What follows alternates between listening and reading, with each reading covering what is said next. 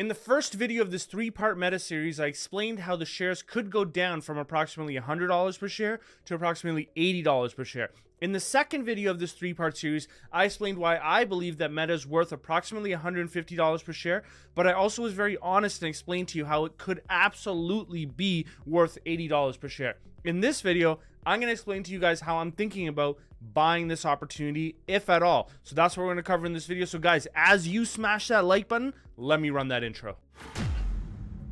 What's up guys, and welcome back to the channel in this conclusion of this three-part series that I'm providing to you guys for Meta. You guys did ask for it. The shares dropped considerably last week, and I wanted to completely dissect this opportunity for you as soon as I could, and so that's why these videos got released one after the other. And so let's dive right into this one on how I'm trading Meta, or how I'm thinking about trading Meta. So you can see that Meta shares closed at just under $100 per share. I could see them next week going above $100 per share, but if there's a further pullback in economic activity or the Fed continues to raise rates, you could run into a tough situation, and so the shares could pull back as the growth gets lower than what any of us are even predicting. So there is a risk here. And recall guys that my valuation is approximately $148 per share. So it's $130 per share using a valuation multiple of 15 times earnings, and I'm adding in the excess capital of approximately $20 per share. That's what gets me to that $150 per share. Now, some of you guys might question that 15 times valuation multiple. Remember guys, as per the way that I'm modeling this company out, that valuation multiple I'm putting on at the end of 10 years from now. And so it's not 15 times tomorrow's earnings, it's 15 times 10 years from now's earnings. And so be careful if you're going to try and slap on a higher multiple. Just understand how this valuation model is done. I'm trying to go after the perpetuity value of the company, and that's why the longer out you can value this company, the better. That's why I like 10 years for Meta. Now, because I'm valuing it at approximately $150 per share and it's trading at approximately $100 per share, it's effectively trading at 2/3 of its intrinsic value. And you guys know on this channel, I tend to be very greedy. I'm looking at a ton of securities at the same time. You guys know on the tracker, there are very legitimately good businesses that are trading at well under 50% of their intrinsic value. And like I always remind you guys, that you can get access to that tracker that tracks all of these stocks, which also ties in all of the models at the lower tier of the Patreon. But what I do want to point out is, if I'm looking to buy Meta at approximately 50% of their intrinsic value, I'm not going to be looking to buy the stocks in this environment, not at $100. And so I want to look at sort of some option type opportunities to see if it can get me down to at least that $75 per share level, but also provide an acceptable rate of return. So I'm going to cover the covered calls and I'm going to cover the cash secured puts. Note that I'm going to be using the covered call and cash secured put free calculator tool that I provide to you guys in the description of the video below. And guys, just to recall, this is what the covered call and cash secured put calculator looks like. It's basically just an item on Google Sheets. So once again, you can download it from the description below, free of charge. There's no charge for this one. I tried to give this away because I really want to help you guys. Now, starting with the calls, so I'm just using January 19, 2024.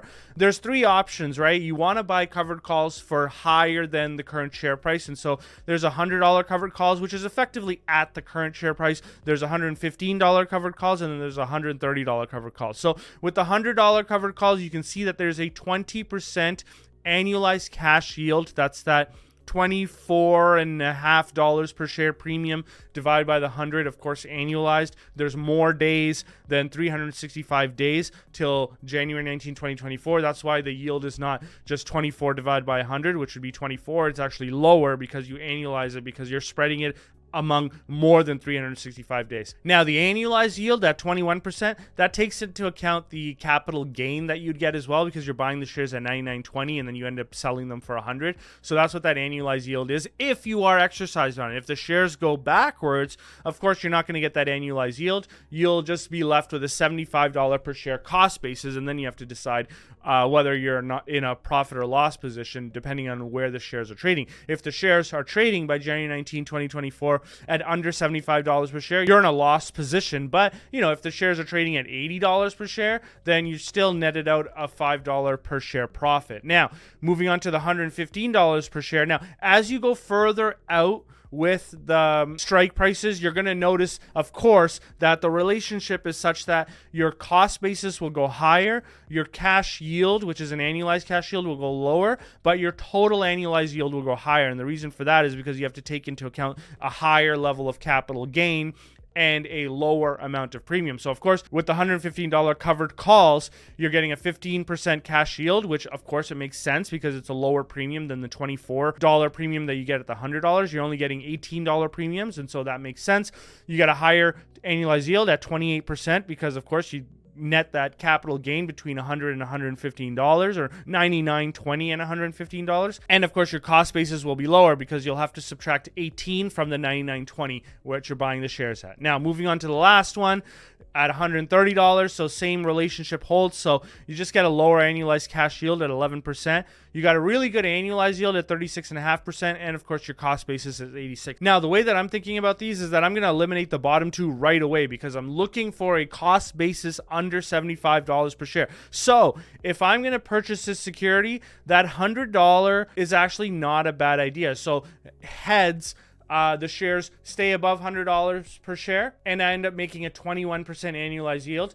Tails, the shares go under $100 per share, but my cost basis is $75 per share. The other thing that you could do is you could just buy the shares flat out at $99 per share. But once again, you're risking it a little bit because, you know, we're valuing the company at 150. It could go down to 80. So you still have to deal with the risk that the shares could go down. But over the long term, is buying it at slightly under $100 per share a huge risk? In my opinion, I don't think so. I think over the long term, you make money, especially considering the fact that this is one of those types of companies that can raise their prices faster than the rate of inflation, and their costs don't increase at the rate of inflation either. I mean, they do have a lot of headcount, but all of the infrastructure, all that stuff that they invested, it doesn't go up every year. At least I don't think so.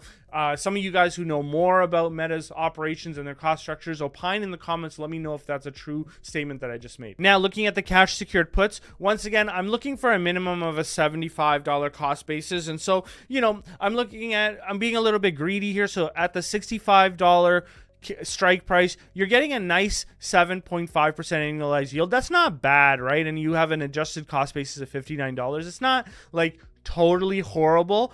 I would do that on the yield part of my portfolio. So the part of the portfolio that, you know, tries to generate a dividend yield, I'd probably do that. I might even do the 75s, to be honest, because it gets a 10% annualized yield and it gives you a $66 per share cost basis. I also like the $85 strike price cash secured puts because it gives you a $72.50 share cost basis, but it also gives you a 12% annualized yield if you don't get exercised. And I don't know. I think it's more likely than not that the shares don't close at under $85 per share as of January 19, 2024. But I could be wrong. Like I said, the economy could go backwards and this could happen. But over the long term, do I see the shares trading at this level? I don't think so. And so of the opportunities that I've seen, which one do I like the most? I don't know. I think it's a bit of a tie. I like the cash secured put at $100 strike price because it brings you down to a $75 cash basis. But also if it's not exercised, like if the share price if you are exercised because the share price closes above $100 per share, you generate a 21% return. But I also like that $85 cash secured put. I would love to get that at a little bit of a higher premium, $14-15. So we'll see if that happens, but that might be the one that I go after because at the end of the day, you have your strike price set at $85 per share. And if the share prices do decline and you do get exercised, well, at least, you know, your net purchase price is $70. And so I could go either way with the covered call or the cash secured put. But the one thing that I do got to point out to you guys, and you have to be very careful, and I keep pointing it out over and over again with Meta, is the fact, and I talked about this in part 2 of the series, if revenue growth is in fact 7.5% a year and not 12.5% a year, the company is worth $80 per share and not $150 per share. So this isn't an easy or obvious situation, and therefore I'm actually not buying until I see a bit more clarity in the story. Remember, guys, there is a quote from Peter Lynch that says, wait for these things to sort of prove out a little bit before you invest. You're still going to make a handsome amount of money. And so that's kind of the way that I'm sitting here. I don't have to dive in. I don't have to throw in my capital right now, especially in this environment where I'm seeing many other opportunities that are a lot easier to predict than Meta. And there's a whole list of them at the with the Patreons with the tracker that they follow. And so once again, to get access to that tracker, you can join us at that lower tier of the Patreons. Now, if you missed part 1 and part 2 of this video series,